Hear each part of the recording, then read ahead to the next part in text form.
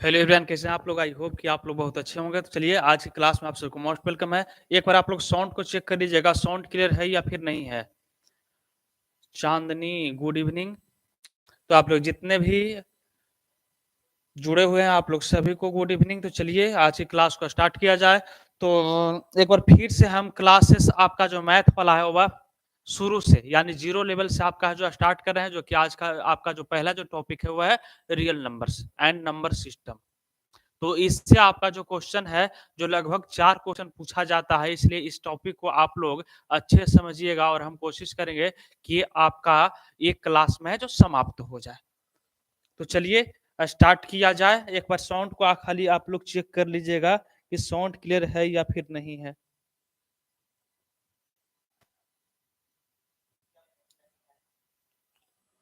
चलिए साउंड तो क्लियर है, तो स्टार्ट किया जाए। तो सबसे पहले आप लोग वास्तविक संख्या एंड नंबर सिस्टम। तो सबसे पहले आगे जान लीजिए वास्तविक संख्या होती है क्या। तो आप लोग सभी जानते होंगे, 10th में पढ़े होंगे कि परिमेय संख्या और अपरिमेय संख्याओं के समूह को क्या कहते हैं, तो वास्तविक संख्या कहते हैं। लेकिन संख्याएं दो प्रकार की होती है, एक तो वास्तविक संख्या रियल नंबर और दूसरा होता है वह इमेजिनरी नंबर, यानी जिसको कहते हैं काल्पनिक संख्याएं कहते हैं, जो कि आप लोग के नहीं पढ़ना है और नहीं आएगा एग्जाम में। तो हम लोग उस पर ध्यान नहीं देंगे। हम लोग वास्तविक संख्या और वास्तविक संख्या के कितने प्रकार हैं, जैसे ये रेशनल नंबर हो गया, इरेशनल नंबर हो गया। रेशनल नंबर में आपका है जो integer, natural number, whole number, ये सब जो आपका है जो आ जाता है। तो ये सभी के बारे में हम लोग बारी बारी से जानेंगे। Sonali Yadav, good evening.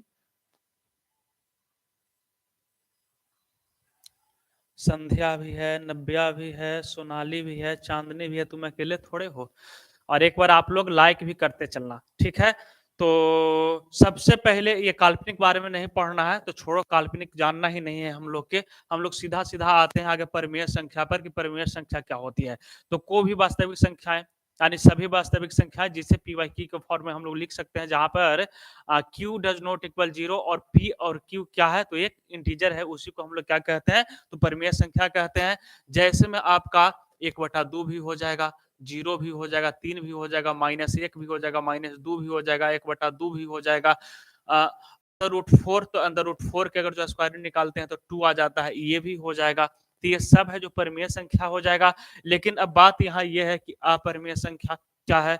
तो अपरिमेय संख्या किसको कहेंगे, तो जिसे पी वाई क्यू के फॉर्म में नहीं लिख सकते हैं उसको हम लोग अपरिमेय संख्या कहते हैं। इसको पहचानने का 3 गो तरीका है, 2 ही तरीका है। एक तो आप लोग ये याद रखिएगा कि पाई क्या है, तो पाई एक अपरिमेय संख्या है। क्या है, तो एक अपरिमेय संख्या। डायरेक्ट क्वेश्चन है जो पूछा गया है, डायरेक्ट क्वेश्चन पूछा गया है कि पाई क्या है, तो पाई एक अपरिमेय संख्या है। प्रीवियस ईयर वाला क्वेश्चन 2024 में जो हुआ है।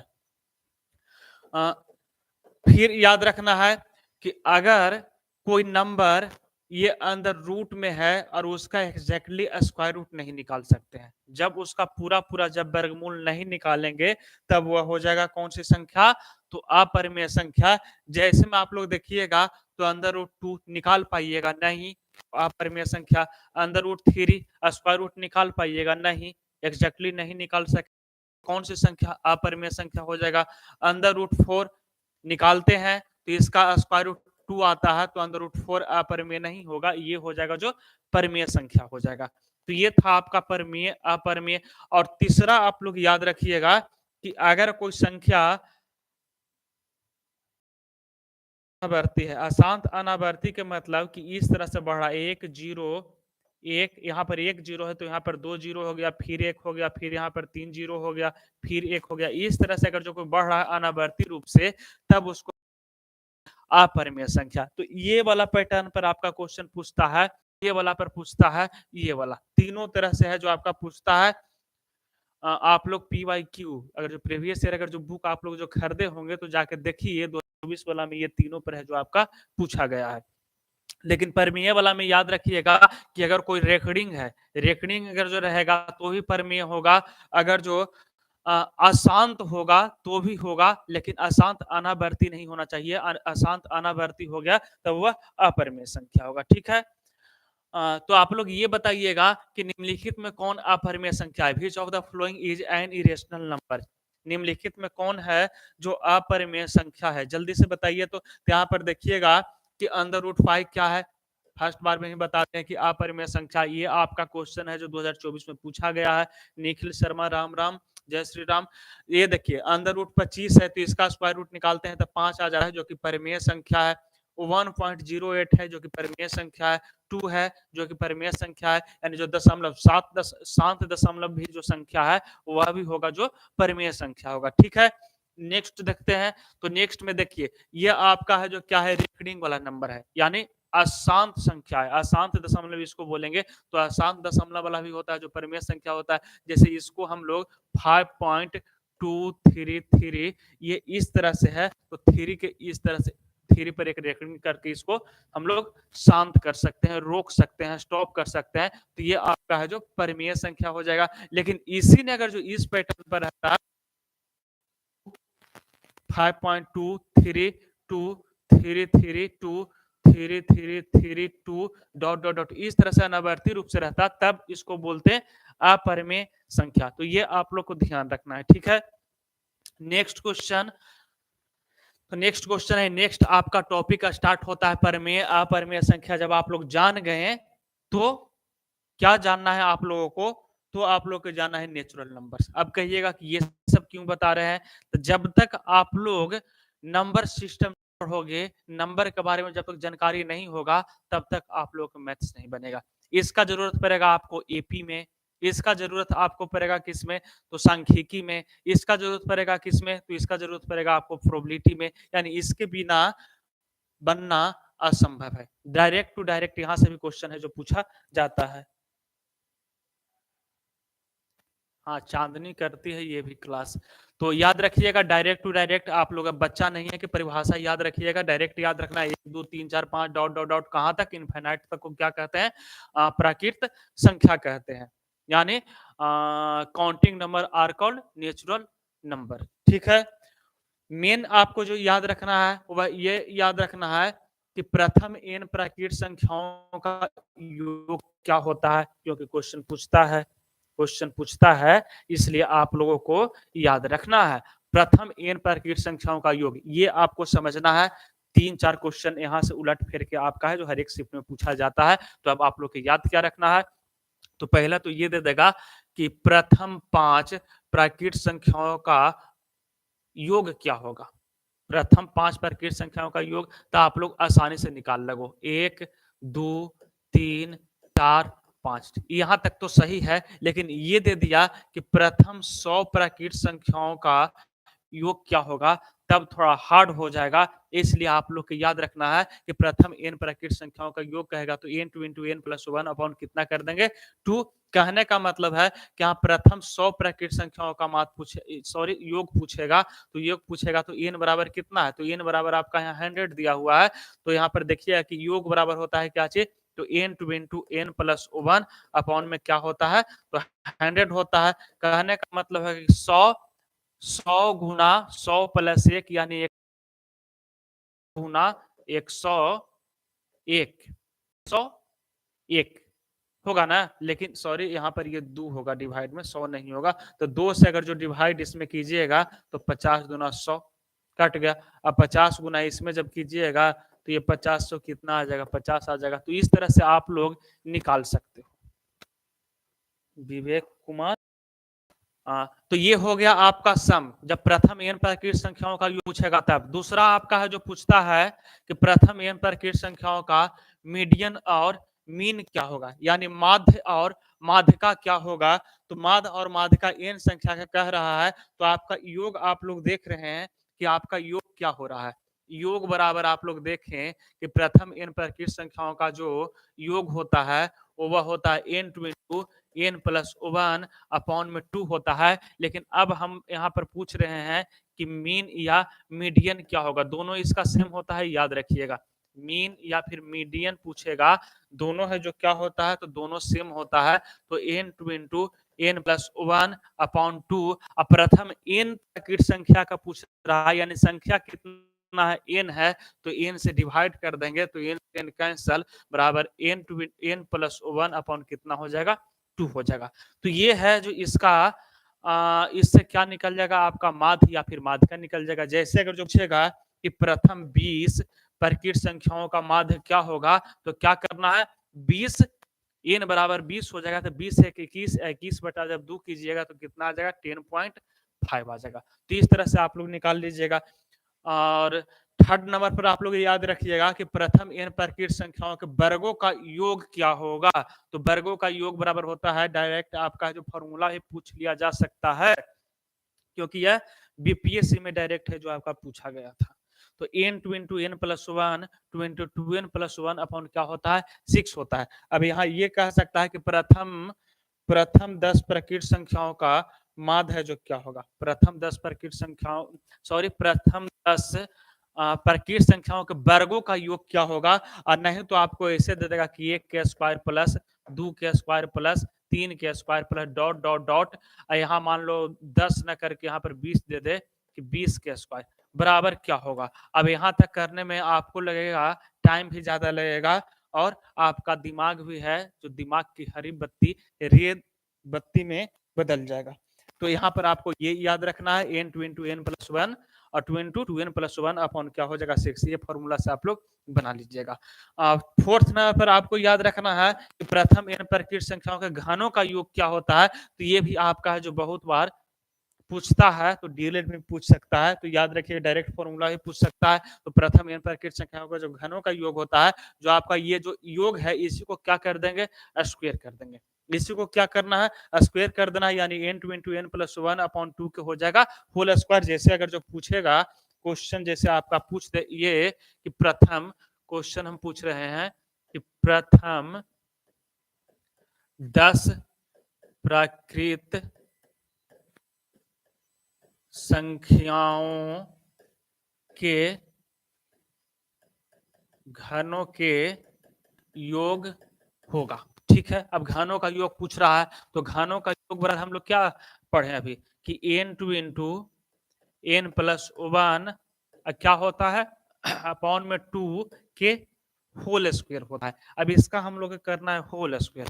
तो एन बराबर कितना है, तो एन बराबर देखिए कि यहाँ 10 है, तो 10 है तो 10 गुना और 10 प्लस 1 कितना हो जाएगा 11 अब बटा 2 के होल स्क्वायर। ठीक है, 2 से इसको काटिएगा तो 5 दूना 10 यानी 11 पचे 55 55 के होल स्क्वायर। अब 55 के जो होल स्क्वायर कीजिएगा वही इसका क्या आ जाएगा, तो यही इसका है जो वैल्यू आ जाएगा, यानी प्रथम 10 प्रकृत संख्याओं के घनों का योग हो जाएगा। तो इस तरह से आप लोग है जो निकाल सकते हैं। तो ये आपका 4 गो है जो चारों आपको याद रखना है कि प्रथम एन प्रकृत संख्याओं का योग क्या होगा, n two into n plus one upon 2 होगा। प्रथम एन प्रकृत संख्याओं का मीन और मीडियन क्या होगा, एन प्लस वन अपॉन कितना हो जाएगा 2 हो जाएगा। प्रथम एन प्रकृत संख्याओं के वर्गों का योग क्या होगा, तो n two into n plus one और two into two n plus one upon 6 हो जाएगा। प्रथम एन प्रकृत संख्याओं का वर्गों का योग, अगर वर्गों नहीं घनों का योग अगर जो पूछे तो घनों का योग क्या होगा, तो n two into n plus one upon 2 के क्या चीज, तो होल स्क्वायर होगा। ठीक है, तो ये आपको याद रखना है। नेक्स्ट अब हम लोग थोड़ा सा क्वेश्चन एक देख लेते हैं, उसके बाद नेक्स्ट टॉपिक पर हम लोग चलेंगे। तो आपका देखिएगा यहाँ पर कि क्वेश्चन पूछ रहा है कि प्रथम 5 प्रकृत संख्याओं का माध्य क्या होगा। प्रथम 5 प्राकृत संख्याओं का माध्य क्या होगा। तो माध्य में क्या बताए थे कि अगर जो जितना संख्या का एन प्लस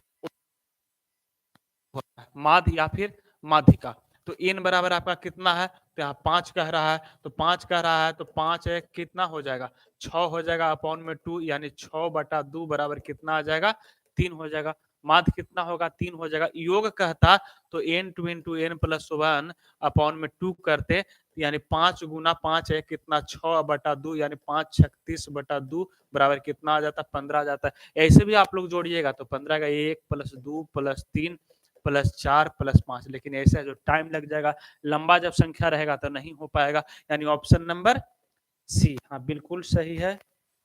विवेक कौन है, विवेक ही है ना।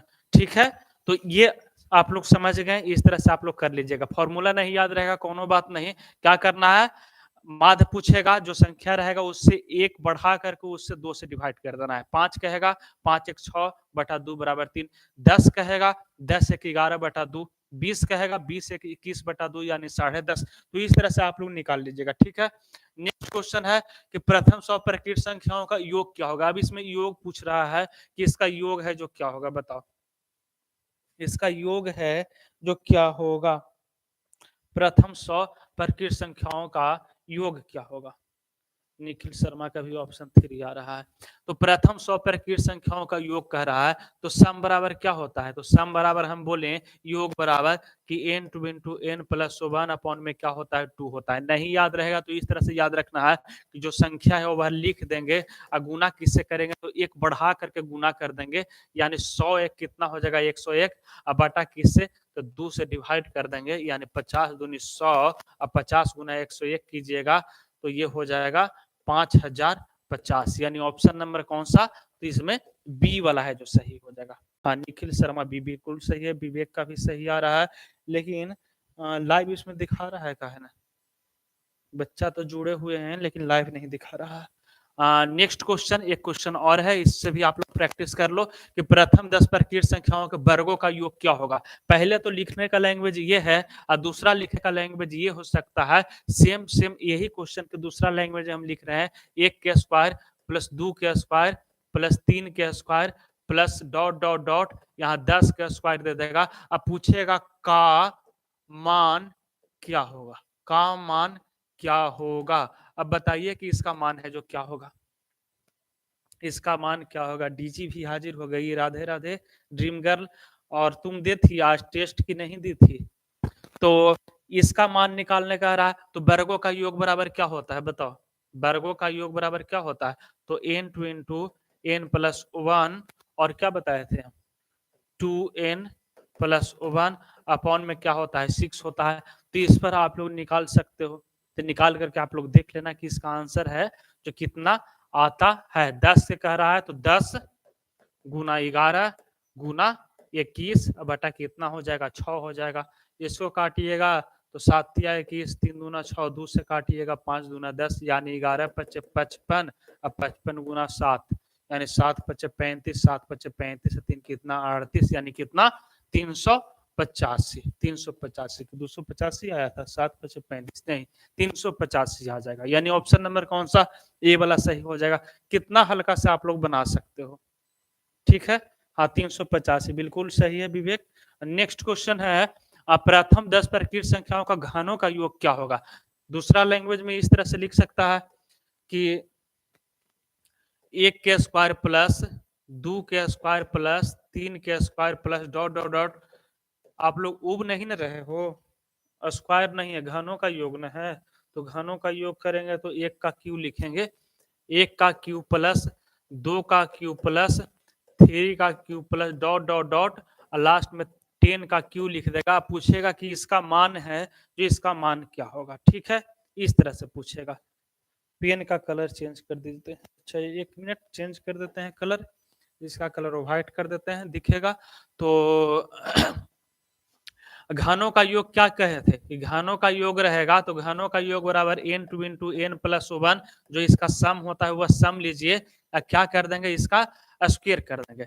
स्क्वायर कीजिएगा तो एक तरह से ये कहिए कि यहाँ पर 10 लीजिएगा और 10 से एक बढ़ा करके 10 से कितना 11 और बटा में 2, इसका क्या कर देना है स्क्वायर कर देना है, यानी 5 दूना 10 बराबर 11 पचे 55, ये हो जाएगा 55 के स्क्वायर। अब 55 के स्क्वायर बराबर बताइए क्या होता है 55 के स्क्वायर, तो 55 की ये है जो स्क्वायर हो जाएगा, कितना आ रहा है 325। अच्छा नेक्स्ट क्वेश्चन, 20 प्रकृत संख्याओं का माध्य क्या होगा। अब माध्य कह रहा है तो माध्य निकालने के लिए दे देगा, तो ये और आसान है, माध्य में क्या करना है एक बढ़ा करके बटा 2 कर देना है, तो एक बड़ा है ये 20 से 21 हो जाएगा, 21 के बटा 2 कीजिएगा तो कितना आ जाएगा 10.5 आ जाएगा, कितना 10.5 याद रहेगा ना। माध्य या माध्यिका कहेगा दोनों बराबर होता है, याद रखिएगा माध्यिका दोनों बराबर होता है। तो 10 के कितना कह रहा है 20 के, तो 20 से एक बढ़ा देंगे 21 हो जाएगा, बटा 2 कर दें कितना आ जाएगा 10.5, ठीक है। राधे राधे अमित, याद रहेगा ना, ठीक है। नेक्स्ट क्वेश्चन है आपका, नेक्स्ट क्वेश्चन है, नेक्स्ट टॉपिक आपका स्टार्ट होता है पूर्ण संख्याएं। तो पूर्ण संख्याएं क्या होता है, तो 0 1 2 3 4 5 डॉट डॉट डॉट इनफिनाइट तक की जो संख्या रहती है उसको पूर्ण संख्या कहते हैं। यानी अगर जो नेचुरल नंबर में अगर जो 0 की इंक्लूड कर देते हैं तो उसी को कहते हैं हम लोग होल नंबर यानी पूर्ण संख्या। नेक्स्ट है आपका पूर्णांक संख्या, इससे आपका क्वेश्चन नहीं देगा। नेक्स्ट है आपका पूर्णांक संख्या। बस खाली आपको समझना है कि पूर्ण संख्या है जो 0 से लेकर के जितना भी काउंटिंग नंबर है और 0 उसमें इंक्लूड कर देंगे तो वही आपका जो पूर्ण संख्या है। नेक्स्ट है इंटीजर यानी पूर्णांक। तो पूर्णांक क्या होता है? तो negative natural number, positive natural number के साथ अगर जो 0 इंक्लूड कर देते हैं तो उसको पूर्ण संख्या बोलते हैं, इंटीजर बोलते हैं। या फिर आप लोग याद रखिएगा कि ये होल नंबर में और जो नेगेटिव नेचुरल नंबर को अगर जो मिला देते हैं तो उसी को हम लोग कहते हैं इंटीजर कहते हैं। ठीक है? नेक्स्ट क्वेश्चन, नेक्स्ट आपका है टॉपिक सम संख्याएं। यहां से आपका है जो क्वेश्चन पूछता है सम संख्या से क्या हुआ डीजी मैसेज डिलीट कर दी। तो सम संख्या इवन नंबर। अब इवन नंबर क्या होता है? तो इसमें आप लोग याद रखिएगा कि वैसे सभी संख्याएं जो 2 से पूरा पूरा डिविजिबल है यानी 2 से पूरा पूरा विभाजित हो जाती है उसी को हम लोग कहते हैं कौन सी संख्या? तो सम संख्या 2 से डिविजिबल होना चाहिए।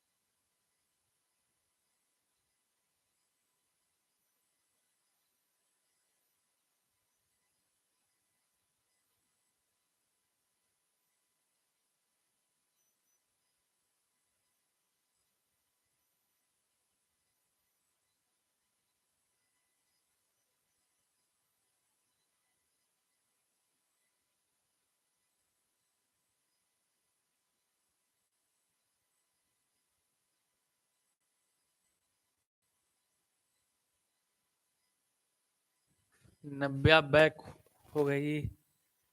तुम पिटाएगी ना नब्बिया तब तुम्हारा मुंह बंद रहेगा।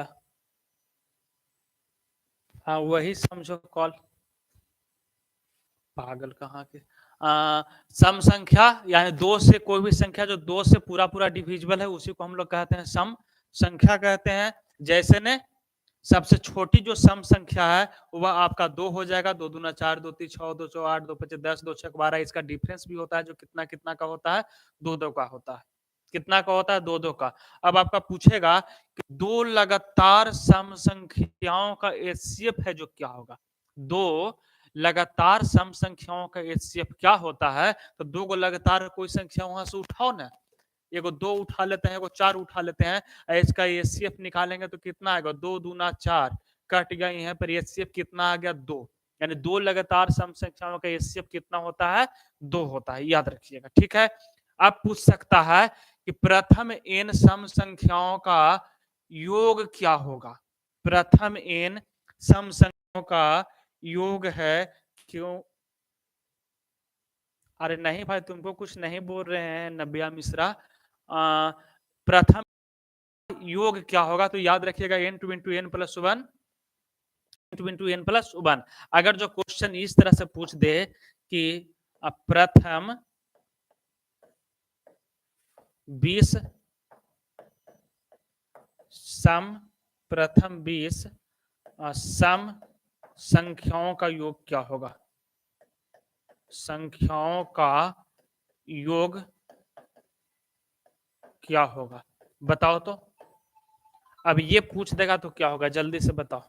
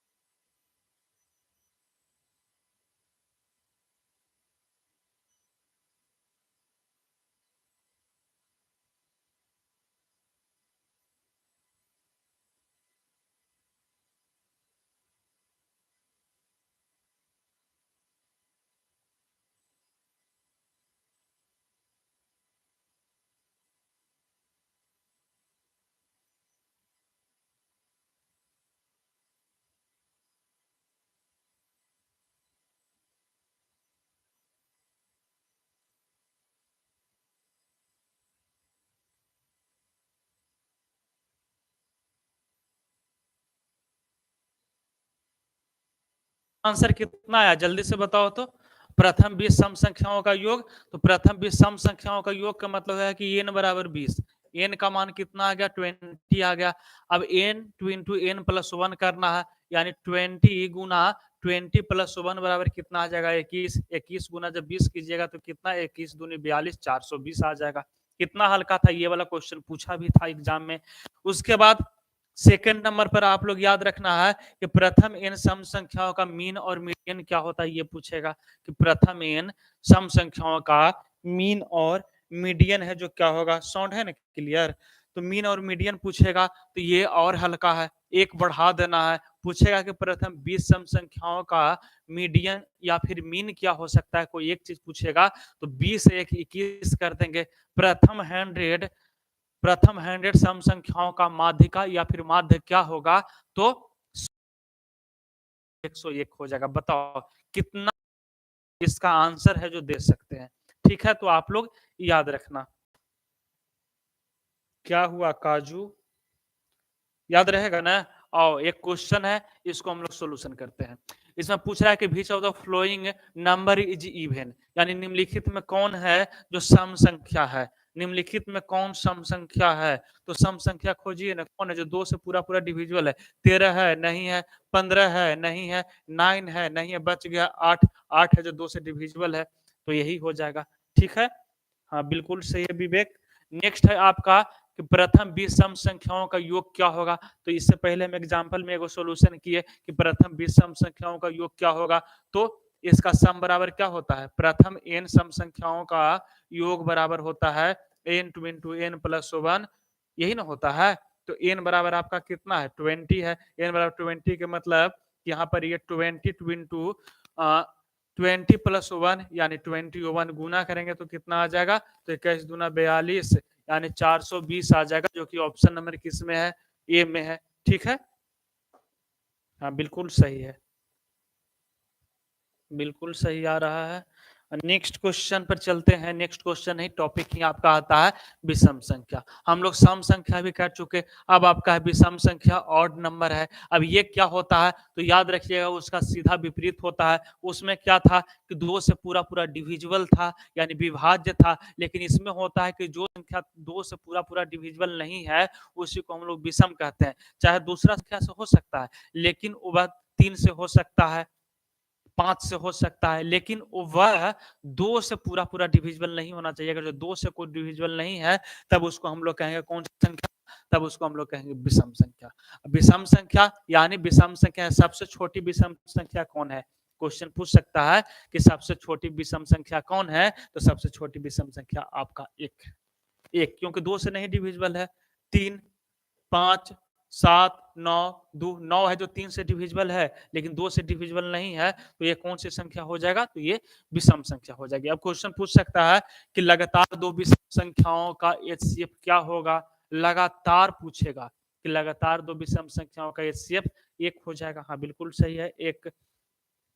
अब इसमें पहला क्वेश्चन इस तरह से पूछ सकता है, वो तो पूछ लिया एचसीएफ वाला। अब पूछेगा कि प्रथम n विषम संख्याओं का योग क्या होता है।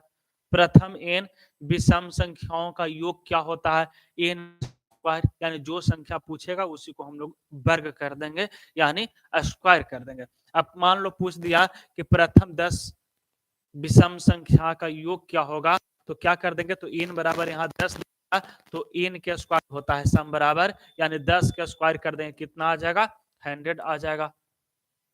हो जाएगा ना। प्रथम 20 विषम प्रकृत संख्याओं का योग क्या होगा, 20 के स्क्वायर कर देंगे कितना आ जाएगा, 400 आ जाएगा। कितना हल्का है। ठीक है, उसके बाद सेकंड नंबर में आपका क्वेश्चन पूछ सकता है, सेकंड इस तरह से, सेकंड टाइप में कि प्रथम n विषम संख्याओं का मीन और मीडियन क्या होगा। मीन और मीडियन का मतलब हो गया कि माध्य और माध्यिका क्या हो सकता है, तो इसका भी माध्य और माध्यिका इक्वल होता है। अब कहिएगा कि मीन और मीडियन क्यों लिखे हैं, तो मीन और मीडियन दोनों के दोनों इक्वल होता है, इसलिए हम लिखे हैं। तो ये और हल्का है, जो संख्या पूछेगा वही उसका माध्य या फिर माध्यिका हो जाता है, वही संख्या इसका माध्य या फिर माध्यिका हो जाता है। यानी अगर जो 10 का पूछेगा कि प्रथम 10 विषम संख्याओं का माध्य क्या होगा, 10 ही हो जाएगा। प्रथम 20 विषम संख्याओं का माध्य का क्या होगा, 20 ही हो जाएगा। माध्य क्या होगा, 20 ही हो जाएगा। याद रहेगा ना? यानी जो संख्या पूछेगा वही संख्या इसका है जो माध्य हो जाएगा। ठीक है, और कुछ क्वेश्चन देख लेते हैं। इसमें पूछ रहा है कि प्रथम 27 विषम संख्याओं का योग क्या होगा। प्रथम प्रथम 27 विषम संख्याओं का योग क्या होगा। What will be the sum of the first 27 odd numbers. बताइए क्या होगा। तो सम क्या हो जाएगा, सम बताए ना, सम बराबर कहेगा तो एन स्क्वायर कर देंगे। एन स्क्वायर का मतलब कि एन बराबर 27 है, तो 27 का स्क्वायर कीजिए ना, तो 27 का स्क्वायर कीजिएगा तो कितना आएगा, तो 27 का जब स्क्वायर कीजिएगा तो 729 आ जाएगा। हाँ बिल्कुल सही है Vivek, option number C, option number C सही हो जाएगा। निरंजन 27 गुना 27, हाँ बिल्कुल सही है निरंजन। निखिल डीजी तुम क्या मैसेज कर रही थी। ठीक है 729 हो जाएगा। राजीव कुमार बिल्कुल सही है। क्या है, राजी है, राजीव रवि है। अच्छा रवि कुमार यादव 729 ठीक है। नेक्स्ट क्वेश्चन देख लेते हैं। नेक्स्ट क्या है, तो नेक्स्ट है प्रथम 10 विषम संख्याओं का माध्य क्या होगा। What will the first 10 odd numbers. अब इसमें मीन पूछ रहा है यानी माध्य पूछ रहा है, तो माध्य पूछ रहा है तो माध्य इसका क्या होगा बताइए, या फिर माध्य का पूछ दिया तो दोनों बराबर होता है। याद रखिएगा इसका मीन बराबर मीडियन होता है, याद रहेगा ना, मीडियन क्या होता है, बराबर होता है, दोनों सेम होता है, इसलिए दोनों के साथ साथ हम फॉर्मूला लिखे। तो जो संख्या कहेगा वही संख्या इसका माध्य माध्यिका हो जाता है। तो ये 10 है तो ये आपका 10 हो जाएगा, ऑप्शन नंबर बी। अच्छा ये क्या पढ़ा रहे हैं, ये डीएलएड के लिए मैथ पढ़ा रहे हैं बाबू। जिसको बिहार में शिक्षक बनने का जो शौक है वह 2 दिन और टाइम है, 20 फरवरी तक वह है जो डीएलएड का फॉर्म फिलअप कर सकता है।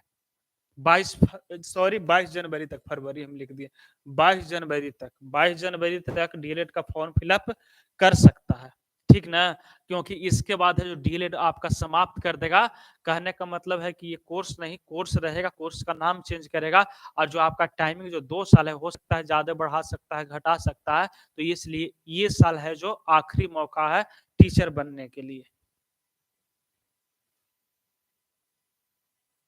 निरंजन कुमार इतना आसान पूछेगा।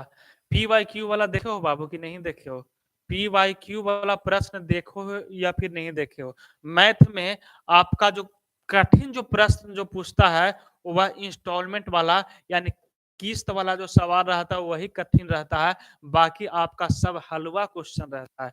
डीएलएड के लिए आपको पूछ रहा है, कोई आईएएस आईपीएस के लिए क्वेश्चन नहीं पूछता है, डीएलएड के लिए। और ये जो क्वेश्चन जो हमको कर रहे हैं ना, ये तुम तो डीएलएड छोड़ो, एसएससी में पूछा जा रहा है, रेलवे में पूछा जा रहा है, ये सब जो क्वेश्चन है जो। नहीं हिंदी का क्लास नहीं चलेगा, कल चलेगा सुबह में। तो कोई भी क्वेश्चन को हल्का में नहीं लेना है, क्वेश्चन ये था, समझ गया, क्वेश्चन ये पूछा गया है। ठीक है, तुम कह दिया कि इतना हल्का पूछेगा, किसी से पूछना जो नहीं पढ़ा है इसका शॉर्टकट ट्रिक, उससे पूछना कि प्रथम 10 विषम संख्याओं का माध्य क्या होगा, उसके बाद गुनगुनाने लगेगा, विषम संख्या लिखेगा 1, उसके बाद 2 लिखेगा, 2 नहीं होगा 3 लिखेगा, 5 लिखेगा, इस तरह से लिखेगा आगे, तो यही नहीं पता चलेगा विषम संख्या होता है क्या। नेक्स्ट है आपका आभास संख्या। तो आभास संख्या क्या होता है, तो स्वयं और एक के अलावा किसी अन्य संख्या से अगर जो कोई संख्या विभाज्य नहीं है तो उसको कहते हैं आभास संख्या। कहने का मतलब याद रखिएगा मात्र एक लाइन में आप लोग कि जिस संख्या का ओनली 2 फैक्टर है, ओनली 2 फैक्टर, एक तो इटसेल्फ और दूसरा एक, वह संख्या को कहेंगे आभास संख्या। यानी आभास संख्या का ओनली के को फैक्टर रहता है 2 फैक्टर, 2 फैक्टर, इसके अलावा और कोई फैक्टर नहीं होता है। फैक्टर अभाज्य संख्या के, भाज्य संख्या यानी कंपोजिट नंबर, तो भाज्य संख्या में याद रखिएगा मोर देन 2 फैक्टर, यानी 2 से ज्यादा फैक्टर रहेगा उसको भाज्य संख्या, और जिसका ओनली 2 फैक्टर रहेगा एक और एक खुद, तब हो जाएगा आभास संख्या। जैसे 2 के देखिएगा एगो 2 होगा, एक 1 होगा, 3 के देखिएगा एक 1 होगा, एक 3 होगा, 5 के देखिएगा एक एक 5, 7 देखिएगा एक 1, एक 7, 13 के देखिए एक 1 होगा, एक 13 होगा। इसके अलावा किसी और संख्या से डिविजिबल नहीं है तो उसको कहते हैं अभाज्य संख्या कहते हैं। पूछ सकता है निम्नलिखित में कौन अभाज्य संख्या है? कोई शिफ्ट में पूछा है, समझ गया? बताओ इसमें क्वेश्चन, ये क्वेश्चन है, ये जो क्वेश्चन जो देख रहा ना है रिप्रेजेंट जो कर रहे हैं, कुछ क्वेश्चन आपका मिक्स है, बाकी क्वेश्चन आपका जो पूछा गया है वही क्वेश्चन है, कहीं अलग से नहीं है। हाँ बिल्कुल सही है विवेक, जो एक और खुद से ही कटे यानी डिवाइड हो उसी को कहते हैं अभाज्य संख्या। हाँ तो इसमें कौन सी संख्या है? 23 है जो कौन सी संख्या है? तो अभाज्य संख्या। शायद ये वाला क्वेश्चन पूछा है। नेक्स्ट आपका है कि प्रथम 5 अभाज्य संख्याओं की माध्यिका क्या होगा? तो माध्यिका निकालने के लिए आपको अभाज्य संख्या इस तरह से लिखना पड़ेगा। एक नहीं है, एक अभाज्य संख्या नहीं है, याद रखिएगा। पूछ सकता है कि क्या एक अभाज्य संख्या है? तो एक अभाज्य संख्या नहीं है, बल्कि एक है जो विषम संख्या, अभाज्य नहीं। सबसे छोटी अभाज्य संख्या है जो 2 है, सबसे छोटी 2, उसके बाद 3 और 2 लगातार अभाज्य संख्या आपका 2 और 3 ही है, लगातार लगातार। उसके बाद 5, उसके बाद क्या हो जाएगा? तो उसके बाद आपका है जो 7 हो जाएगा। 7 के बाद आपका कौन सी है अभाज्य संख्या बताओ? 7 के बाद सीधा सीधा 11 हो जाएगा। अब इसका माध्यिका पूछ रहा है कि माध्यिका क्या होगा? तो बीच में आपका 5 है तो 5 ही आपका माध्यिका हो जाएगा। हाँ बिल्कुल सही है। 5 नंबर काजल, निरंजन, विवेक, निखिल। नेक्स्ट नेक्स्ट है आपका भाज्य संख्या। तो भाज्य संख्या में जैसे हम बताएं कि भाज्य संख्या क्या है, तो मोर देन 2 फैक्टर, जिसका 2 से अधिक फैक्टर है उसको कहेंगे भाज्य संख्या। यानी स्वयं और एक के अलावा भी अगर जो किसी और संख्या से डिविजिबल है, विभाज्य है, तो उसको कहेंगे भाज्य संख्या। जैसे सबसे छोटी भाज्य संख्या पूछेगा कौन है? 4। सबसे छोटी कंपोजिट नंबर 4, सबसे छोटी कंपोजिट नंबर 4, 6, 8 ये सब है जो क्या है? तो ये 2 से ज्यादा संख्या से डिविजिबल है, खुद और एक के अलावा भी डिविजिबल है। उसके बाद सह अभाज्य संख्या जो कि पूछेगा, सह अभाज्य संख्या जो कि आपका है जो पूछेगा। सबसे पहले तो ये पूछेगा यहाँ से, ये अभाज्य संख्या से बताओ लगातार 2 अभाज्य संख्याओं का एचसीएफ क्या होता है? लगातार 2 अभाज्य संख्याओं का एचसीएफ क्या होता है? एचसीएफ पूछेगा। अब कहो कि सर ये हल्का, इतना हल्का पूछेगा?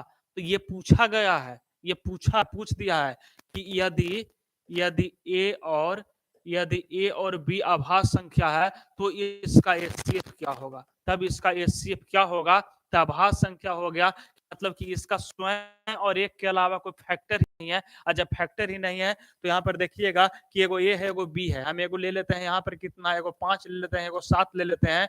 अब 5 और 7 के जब करोगे तो 5 के कितना होगा? 5 और 7 का क्या हो जाएगा? तो 7 के जब इसका फैक्टर निकालोगे तो 1 गुना कितना? 7 होता है। एचसीएफ जब निकालोगे तो कॉमन लोगे तो ओनली 1 आएगा, तो इसका एचसीएफ क्या होता है? 1। तो याद रखिएगा कि 2 अभाज्य संख्याओं का जो एचसीएफ है जो 1 होता है, इस तरह से देगा। और तो दूसरा देगा कि यदि ए और बी अभाज्य संख्या है तो इसका एचसीएफ क्या होगा? खाली लैंग्वेज चेंज करेगा, आपका डेटा चेंज करेगा। पी और क्यू अभाज्य संख्या है तो इसका एचसीएफ क्या होगा? कितना हो जाएगा? 1 हो जाएगा। तो यहां से ये क्वेश्चन आपका रिपीट करता है, ठीक है। हाँ, अभाज्य संख्या का एचसीएफ 1 होता है। उसके बाद एलसीएम पूछेगा कि एलसीएम क्या होगा? अब एलसीएम पूछेगा कि एलसीएम क्या होगा? तो अगर जो नंबर नहीं दे, ए बी नहीं दे, खाली पूछे कि 2 अभाज्य संख्याओं का एलसीएम क्या होगा, तो number of product, number of product जो नंबर दिया हो रहेगा वही उसका क्या हो जाएगा? वही उसका जो गुणनफल करेंगे वही उसका एलसीएम हो जाएगा, ठीक है। अगर जो नंबर दे दिया कि ए और बी 2 अभाज्य संख्या है, तब उसका एलसीएम क्या होगा? एलसीएम पूछेगा तो एलसीएम देखोगे तो क्या होता है? सबसे मैक्सिमम पावर वाला, तो ये सब गुना हो जाएगा, यानी 7 गुना 5 यानी ए गुना बी हो जाएगा, ए बी। इसका एलसीएम क्या हो जाएगा? ए बी देगा कि पी और क्यू अगर जो अभाज्य संख्या है तब इसका एलसीएम क्या हो जाएगा? तो पी क्यू, पी क्यू याद रहेगा ना। संख्या का गुणनफल हो जाएगा, ठीक है। ये समझ में आ गया, अच्छी बात है। उसके बाद सह अभाज्य संख्या। तो सह अभाज्य संख्या क्या होती है? तो याद रखिएगा कि सह अभाज्य संख्या क्या होती है। तो इसमें आप लोग याद रखना है कि 2 या 2 से अधिक संख्याएं जिसका एचसीएफ है, जिसका एचसीएफ अगर जो 1 हो गया तो उसको हम लोग कहते हैं सह अभाज्य संख्या, यानी को प्राइम नंबर्स। इंग्लिश में कहें को प्राइम नंबर्स, यानी जिसकी एचसीएफ 1, अब सीधा सीधा आपका क्वेश्चन पूछ देगा कि दो सह आभास संख्याओं का, दो को प्राइम नंबर का एचसीएफ क्या होता है, पूछा भी था। तो क्या होता है, एक होता है, याद रहेगा ना, एक होता है, ओनली वन होता है। कल होगा हिंदी वाला बाबू रवि कुमार यादव, जैसे 4 9 हो गया, 12 25 हो गया, जिसका एचसीएफ एक वह हो जाएगा सहअभाज्य संख्या यानी को प्राइम नंबर आपका ये। उसके बाद युग्म अभाज्य या फिर जुड़वा अभाज्य संख्या। जुड़वा अभाज्य क्या होता है, तो जिसका अंतर 2 होता है उसको कहते हैं युग्म अभाज्य या फिर जुड़वा अभाज्य या फिर ट्विन प्राइम नंबर कहते हैं। अब आपको मेन जो फैक्ट्स है जो याद रखना है, यहाँ पर मेन फैक्ट्स क्या याद रखना है, एक ना तो अभाज्य संख्या है और ना ही भाज्य संख्या है। ये कौन संख्या है, एक ना तो भाज्य संख्या है और ना तो अभाज्य संख्या है, तो कौन सी संख्या है, तो एक है जो आपका संख्या है वह विषम संख्या है, इवन नंबर, विषम संख्या है। कौन सी संख्या, विषम संख्या है। Nikhil Sharma good night.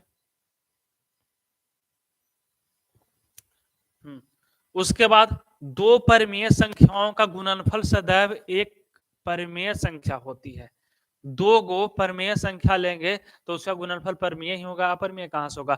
दो गो अपरिमेय संख्या लेंगे तब उसका जो गुणनफल है या तो परिमेय भी आ सकता है या फिर अपरिमेय आ सकता है। देखो यहाँ पर क्या करना है, जो दो गो परिमेय संख्या अपरिमेय संख्या लेंगे, जैसे 3 लेते हैं अंडर रूट 3 गुना अंडर रूट 3, कितना आ जाएगा 3, परिमेय संख्या आया।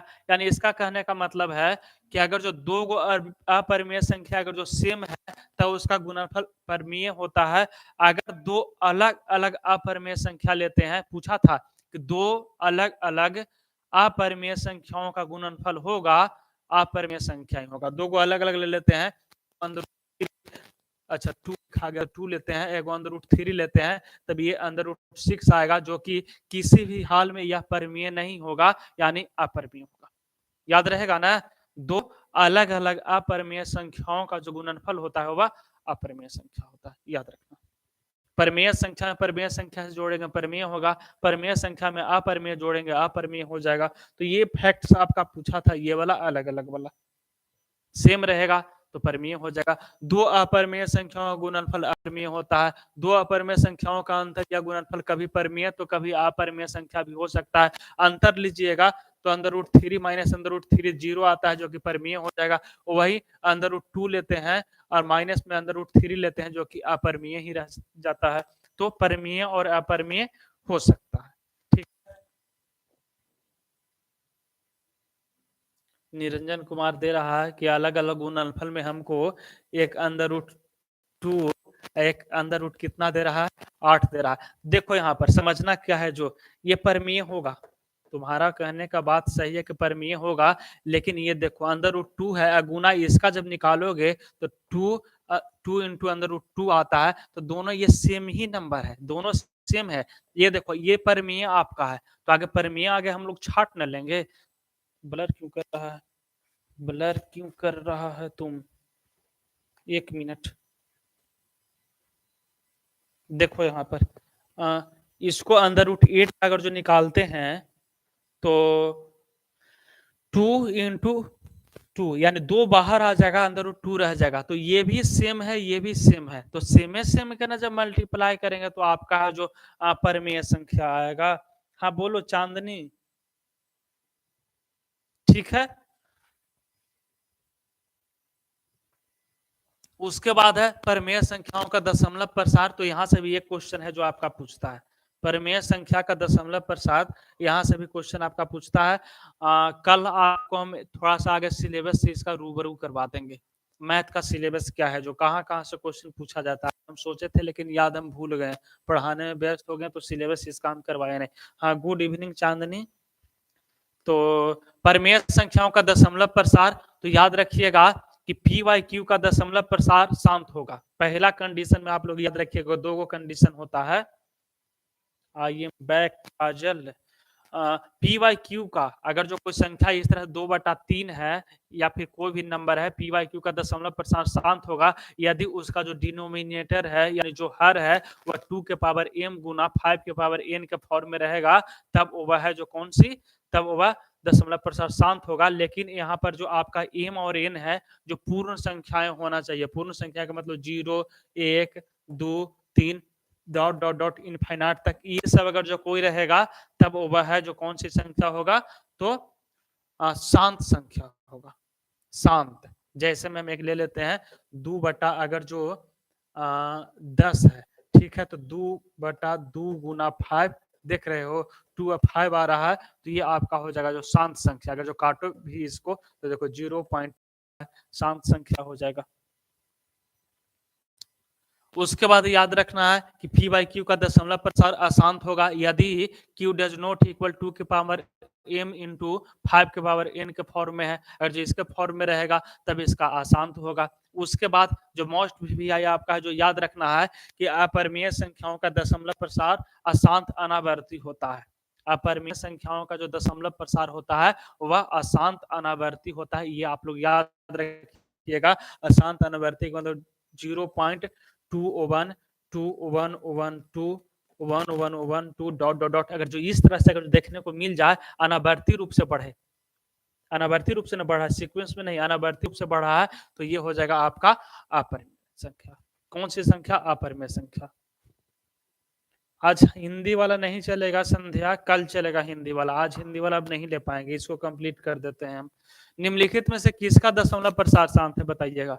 निम्नलिखित में से किसका दशमलव प्रसार है जो क्या है, शांत है। तो शांत का मतलब है कि उसका जो नीचे वाला जो डिनोमिनेटर है वह 2 के पावर m गुना 5 के पावर n के फॉर्म में होना चाहिए। अब देखो किसका है, 27 या 81, ये तो होगा नहीं। 41 वाला भी नहीं होगा।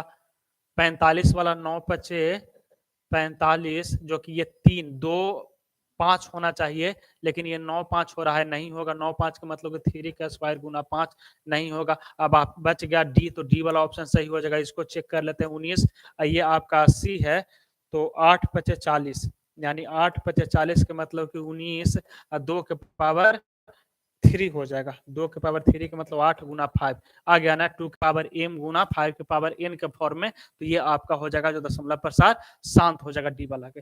ठीक है, अब कॉल आ रहा।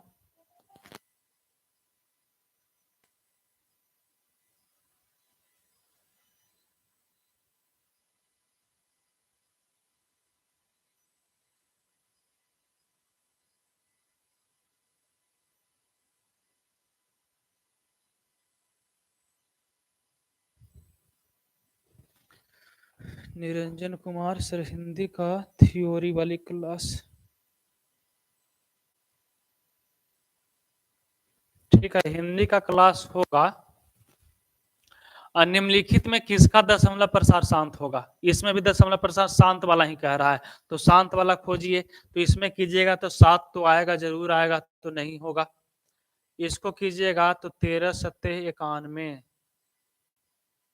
7 21, ये 13 होगा, और नीचे ये 7, नीचे भी ये 3 आएगा, ये भी नहीं होगा। इसको कीजिएगा तो 8 और 15,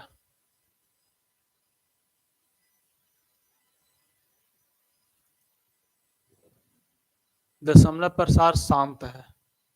यानी हमको लगता है ये 7 का कीजिएगा तो 7 सत्ते 49, तो 7 गुना 7 गुना 7, 7 सत्ते 49, 9 सत्ते 63, यानी ये हो जाएगा आपका ऑप्शन नंबर सी वाला।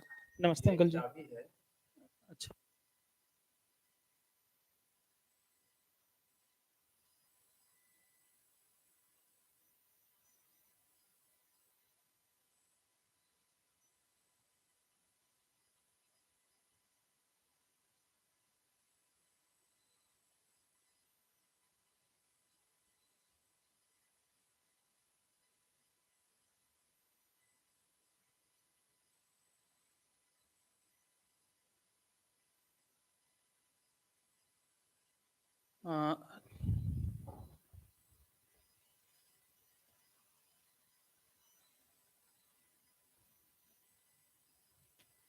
तो ये हो गया।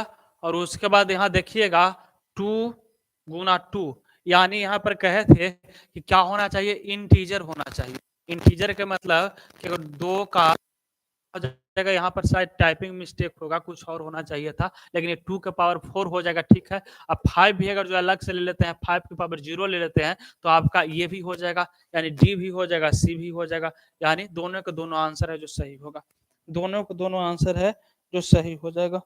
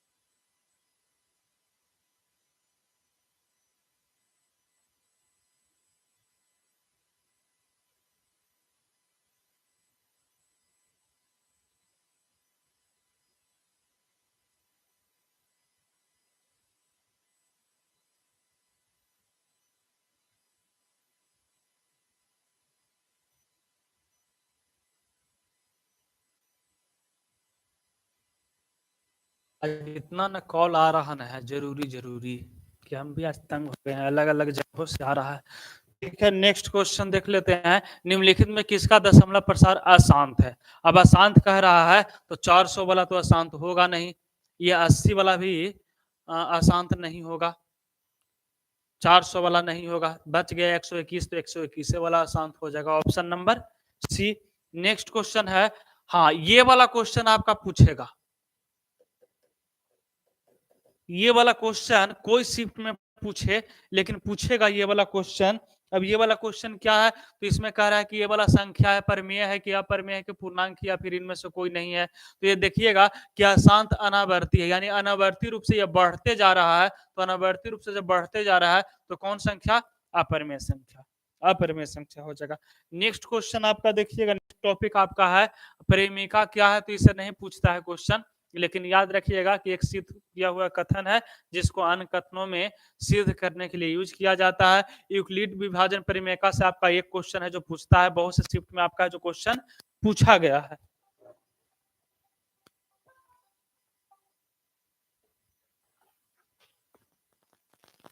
हेलो।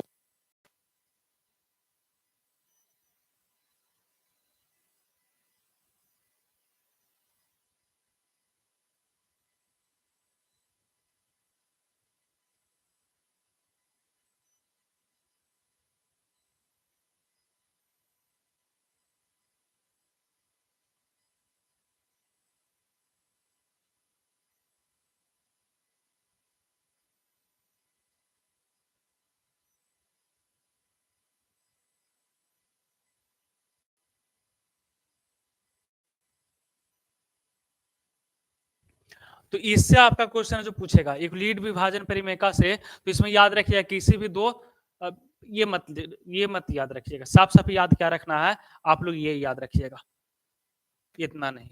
ए बराबर बी क्यू प्लस आर, अगर जो ये दिख जाए तो आप लोग याद रखना कि ये वाला कंडीशन होता है जहां पर ये जो जीरो है जो आर से छोटा या फिर क्या हो सकता है बराबर हो सकता है, लेकिन आर है जो बी से हमेशा छोटा रहता है। आर यहाँ पर क्या है, तो ये रिमाइंडर है यानी शेषफल है, ये है जो क्या होगा, छोटा होगा।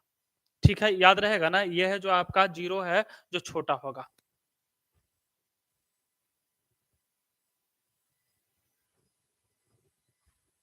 ये वाला याद रखना है। उसके बाद ये आपका ये है विभाजन परिमेय के नियम पर ही आधारित है। इसमें देखिए क्वेश्चन आपका ये वाला पूछा गया है, ये भी आपका है जो पी वाई क्यू यानी पूछा गया क्वेश्चन, ये भी आपका हम लेकर आए हैं। तो यहाँ पर देखिएगा यदि भाग एल्गोरिथम ए बराबर बी क्यू प्लस आर में 72 क्यू बराबर 8 आर बराबर 0 हो तो यहाँ पर देखिए आगे होता है क्या। यहाँ पर आप लोग देखिएगा कि ए बराबर भाज्य होता है, बी बराबर भाजक होता है, क्यू बराबर भागफल होता है, आर बराबर शेषफल होता है, जो कि आप लोग 2 और 3 क्लास से पढ़ते आए हो और 10th में यही का आपका बदल दिया है यूक्लिड विभाजन प्रमेय का, इसी का नाम दे दिया है। ठीक है, तो इसी में दिया है आपका b बराबर कितना है, तो b बराबर नहीं है, b का मान पूछ रहा है। a बराबर दिया है 72, a बराबर 72 दिया है, q बराबर 8 दिया है, 8 से डिवाइड कर देते हैं।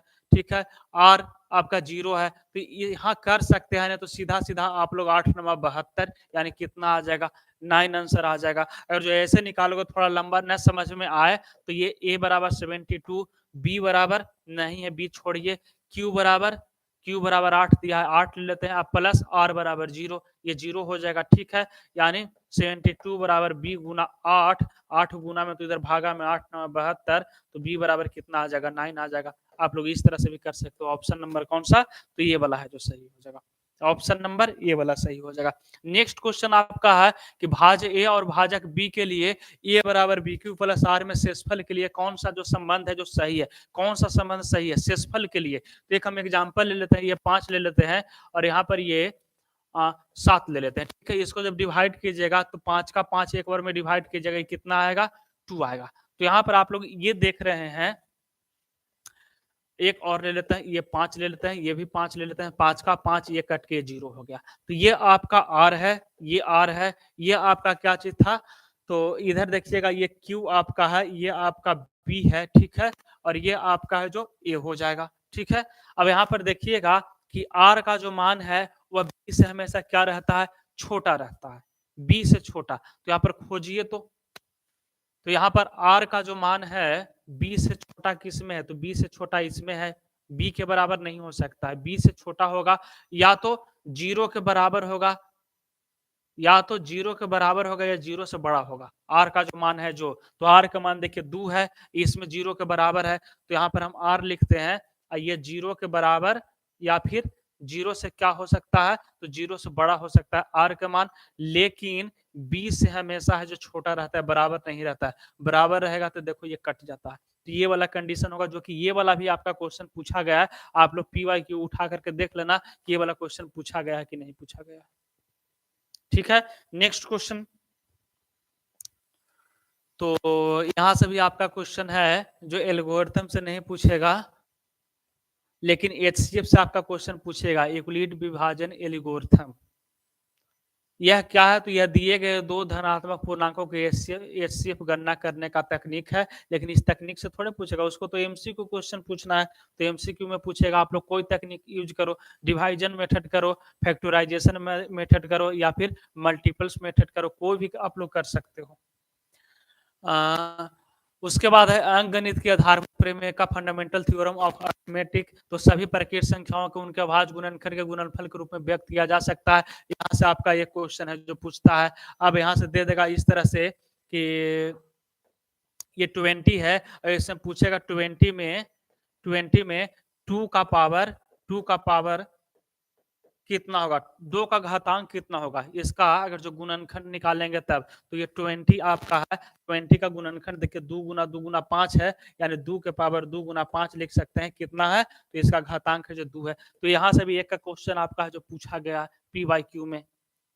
तो याद रखिएगा कि क्या है, तो अभाज्य संख्या गुणनफल के रूप में व्यक्त कर सकते हैं। ये डायरेक्ट भी क्वेश्चन पूछा था कि अंकगणित के आधारभूत परिमेय के अनुसार क्या कर सकते हैं, 4 को नीचे था, वह लाइन दिया हुआ था कौन निम्नलिखित में सही है। तो याद रखिएगा कि प्रकृत संख्याओं को उनको अभाज्य गुणनखंड के गुणनफल के रूप में व्यक्त किया जा सकता है। ठीक है, PYQ करेंगे तो उसमें देखिएगा क्वेश्चन।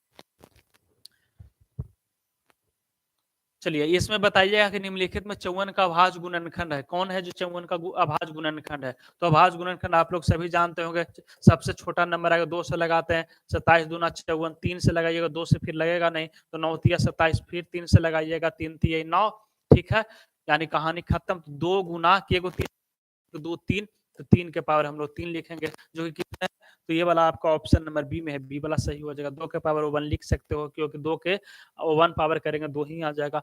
नेक्स्ट है आपका 140 बराबर 2x प्लस 5 सॉरी, यदि 140 बराबर कितना है, 2 के पावर x गुना 5 के पावर y गुना 7 के पावर z हो, तो x plus y minus z का मान क्या होगा। ये भी आपका 2024 में क्वेश्चन पूछा गया है, ये भी आपका पिछले ईयर है जो क्वेश्चन पूछा गया है।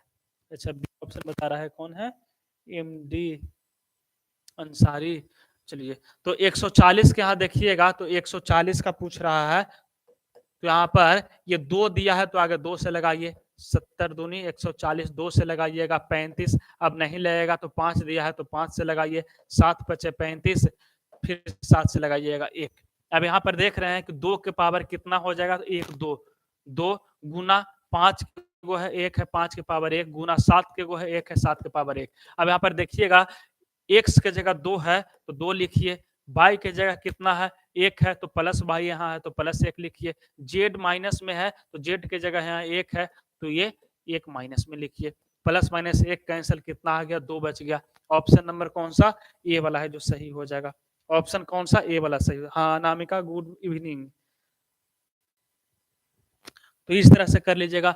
नेक्स्ट है आपका 400 का अभाज्य गुणनखंड में 5 का घातांक क्या है, ये भी क्वेश्चन पूछा है कि 400 का गुणनखंड में 5 का घातांक क्या है। तो आप लोग के 5 का कह रहा है, तो 5 से डिवाइड कीजिए, बाकी 2 3 छोड़िए, तो यहाँ पर 400 और 5 से लगाइए, 5 छाट लीजिए इसमें 5 5 करके, तो 8 पचे 40, फिर 5 से लगाइएगा, तो 16 पचे 80। अब 5 से नहीं लगेगा, तो 5 गुना 5 आ रहा है, कहने का मतलब है कि 5 का स्क्वायर आ रहा है, तो 5 का ये जो घातांक कितना है, तो 2 आ रहा है, यानी ऑप्शन नंबर ए सही हो जाएगा। कौन सा, ऑप्शन नंबर ए, हाँ बिल्कुल सही है, ऑप्शन नंबर ए सही हो जाएगा, 2। नेक्स्ट अब है मेथड ऑफ फाइंडिंग एलसीएम, यानी एलसीएम निकालने का विधि, कैसे निकालते हैं। सबके एलसीएम आता है, निकाल ले, डिवाइजन मेथड से निकाल लेते हैं, निकल जाएगा ना। आपको याद रखना है, जो ये याद रखना है, एलसीएम फ्रैक्शन, यानी फ्रैक्शन वाला इस तरह से 1/2, 2/4, 1/3, इसका एलसीएम पूछ देगा, तो एलसीएम क्या होगा, तो एलसीएम ऑफ न्यूमरेटर, यानी ऊपर वाला के एलसीएम है, नीचे वाला के एचसीएफ। एचसीएफ पूछेगा तो ऊपर वाला के एचसीएफ है, नीचे वाला के एलसीएम निकालेगा, जब फ्रैक्शन में जब कहेगा तब। ठीक है, नेक्स्ट है आपका मेथड ऑफ फाइंडिंग एचसीएफ, क्योंकि एचसीएफ और एलसीएम से बहुत सा क्वेश्चन पूछता है कि इसका एचसीएफ क्या होगा। तो एचसीएफ के लिए भी हम शॉर्ट ट्रिक बता दिए हैं, सीधा सीधा हम लोग ऑप्शन से खटाक खटाक, यानी सेकंडों में हम लोग है जो एचसीएफ फाइंड कर सकते हैं। इतना नंबर इतना बड़ा काहे न दे, इतना बड़ा काहे न दे दे आपका, इसको भी हम लोग ऑप्शन से क्या करेंगे, सेकेंडों में हम लोग फाइंड कर सकते हैं। तो बताएंगे इसका ट्रिक, पहले वाला क्लासेस में बताए भी हैं, तो इतना आप लोग के नहीं करना है। एचसीएफ ऑफ फ्रैक्शन, तो एचसीएफ फ्रैक्शन पूछेगा तो ऊपर वाला के एचसीएफ लेंगे, नीचे वाला के एलसीएम लेंगे। उसके बाद आपका जो मोस्ट भी आया है जो ये है, इसको ही याद कर लीजिए, डीएलएड हो चाहे कुछ भी हो, ये आपका पूछेगा। याद रखिएगा कि दो संख्याओं का गुणनफल क्या होता है, तो एलसीएम गुना एचसीएफ होता है। Product of two number equal to LCM गुना एचसीएफ। पहले कहने का मतलब हो गया कि पहले संख्या गुना दूसरी संख्या बराबर एलसीएम गुना एचसीएफ। अब एगो संख्या ए एगो संख्या बी हुआ है, तो जो ए गुना बी कीजिएगा, तो ये जो ए बी का जो एलसीएम होगा, ए बी का जो एलसीएम होगा, जो ए बी का एलसीएम, ये जो ए बी का जो एचसीएफ होगा गुना एचसीएफ है, जो किसके बराबर होगा, तो ये है जो आपका ए गुना बी के बराबर होगा, यानी नंबर ऑफ प्रोडक्ट के बराबर होगा। बाकी आपका यही है, इसी का एलसीएम बराबर कीजिएगा तो एचसीएफ भाग में, एचसीएफ बराबर कीजिएगा तो एलसीएम भाग में। अब क्वेश्चन पूछ सकता है इस तरह से कि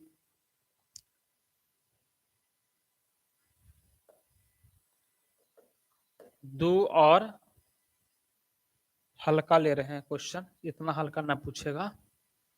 देखिए 2 और 4, 2 4 का एलसीएम 4 है, तब इसका एचसीएफ क्या होगा, तो एचसीएफ तो डायरेक्ट यहाँ से फाइंड कर सकते हो। आज जब बड़ा नंबर रहेगा तो इस 4 से डिवाइड कर देना, बच जाएगा 2, कितना हो जाएगा, 2 हो जाएगा। तो ये फॉर्मूला से आप लोग कर सकते हो।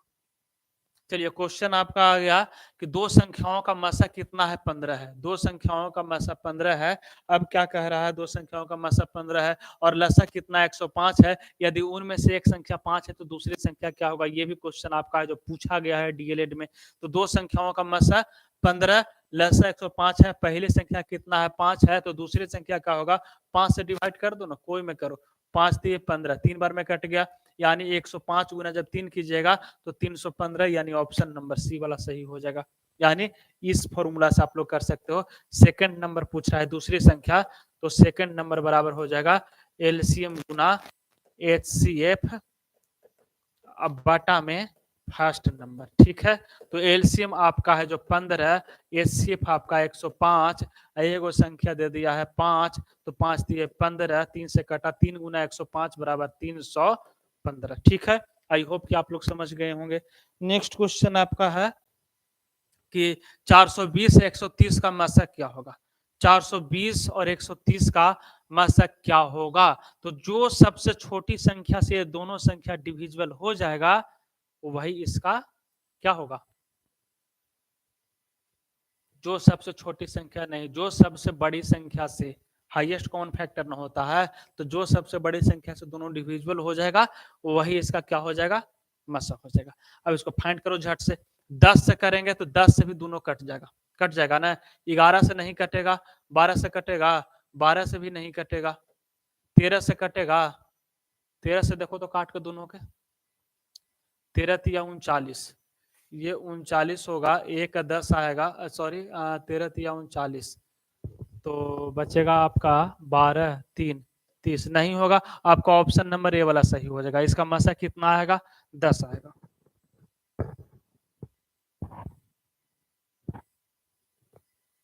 नेक्स्ट, दो परमीय संख्याओं का योग होता है, बताइएगा। क्वेश्चन पूछा गया है, ये भी क्वेश्चन पूछा गया है कि दो परमेय संख्याओं का योग होता है, तो परमेय संख्या का योग परमेय संख्या ही होगा, ऑप्शन नंबर सी। ये भी क्वेश्चन पूछा गया है, परमेय संख्या होगा। पाई किस प्रकार की संख्या है, पूछा गया क्वेश्चन है, तो पाई एक ऐसी संख्या है तो अपरमेय संख्या है। पाई है जो अपरमेय संख्या है। प्रथम 20 विषम प्रकृत संख्याओं का योग क्या होगा, पूछा गया, ये भी क्वेश्चन पूछा गया है कि प्रथम 20 प्रकृत संख्याओं का क्या है, तो योग क्या होगा। कोई बच्चा कह रहा था ना कि सर इतना हल्का हल्का पूछेगा, तो ये भी क्वेश्चन है जो पूछा गया आपका है। तो 20 प्रकृत संख्याओं का योग कह रहा है, तो 20 गुना 20 एक 21 बटा कितना करेंगे 2, 10 गुना 20 कटेगा 21 दहा को 210, यानी ऑप्शन नंबर बी वाला सही हो जाएगा। ठीक है, यही ना होता है n2 into n plus 1 upon में क्या होता है 2, यही होता है प्रथम n। अच्छा, विषम प्रकृत संख्याओं का योग कह रहा है, सॉरी विषम प्रकृत संख्या जब कह रहा है तो विषम प्रकृत संख्याओं के एन स्क्वायर होता है, हम सोचे खाली प्रकृत संख्या, तो एन स्क्वायर यानी 20 कह रहा है, तो 20 का स्क्वायर कितना हो जाएगा 400, यानी ऑप्शन नंबर सी हो जाएगा। ऑप्शन नंबर सी वाला सही हो जाएगा, ए वाला नहीं, बी वाला नहीं, सी वाला ऑप्शन है जो सही होगा। ये आपका है जो खाली प्रकृत रहता तब, यानी 20 यहाँ पर विषम हटा देते हैं तब ये वाला लागू हो जाता। ठीक है, नेक्स्ट देख लेते हैं। नेक्स्ट क्या है, तो 3825 में 3825 के अभाज्य गुणनखंड में 3 का घातांक क्या है, ये भी पूछा गया है। तो 3 का घातांक अगर जो इसका निकालिएगा तो ये 3825 है, तो 3 से ही यहाँ डिवाइड कीजिए, 3 से कीजिएगा 3 का 3, 3 दूना 6, 3 चौके 12, 3 से कीजिएगा तो 3 का 3, 3 दूना 6 2 3 सत्ते 21 3 सत्ते 21 3 पचे 15 175 3 से कीजिएगा तो 3 पचे 15 3 पचे 15 कहीं फिर गलत हो रहा है कितना है 3825 3 से कीजिएगा 3 का 3 3 दूना 6 22 आएगा 3 सत्ते 21 3 सत्ते 21 3 पचे 15 अच्छा ये कटा था छूट गया था 2 फिर 3 से कीजिएगा तो 3 चौके 12 3 दूना 6 3 पचे 15 फिर 3 से कीजिएगा तो 3 का 3 3 चौके 12 अब नहीं लगेगा यानी 2 को 3 है तो 3 का स्क्वायर हो गया यानी ऑप्शन नंबर ए घातांक कितना होगा 2 होगा ऑप्शन नंबर ए वाला सही होगा नेक्स्ट देख लेते हैं दो अलग अलग अपरिमेय संख्याओं का गुणनफल सदैव होता है ये भी क्वेश्चन पूछता है तब कहोगे कि ऑप्शन में तर्क संगत तर्कहीन कहां से आ गया तो ये आपका है जो बिहार बोर्ड वालों का ट्रांसलेशन का कमाल है ट्रांसलेट का तो इंग्लिश वाला जब ट्रांसलेट करेगा आपका ये रेशनल नंबर का तो ये तर्क संगत देगा मतलब कि परिमेय संख्या कहने का मतलब परिमेय संख्या सीख लो परिमेय संख्या तर्कहीन का मतलब इरेशनल नंबर कहने का मतलब हो गया कि अपरिमेय संख्या इसका मतलब अपरिमेय संख्या हो गया तो दो अलग अलग गुणनफल अलग एगो 3 लेते हैं एगो 2 लेते हैं बराबर आपका 6 आएगा जो कि अपरिमेय संख्या आएगा यानी तर्कहीन ऑप्शन जाएगा ऑप्शन नंबर बी कौन सा ऑप्शन नंबर बी बस क्लास खत्म होगा 2 क्वेश्चन और है चांदनी बस 2 क्वेश्चन ज्यादा नहीं 2 क्वेश्चन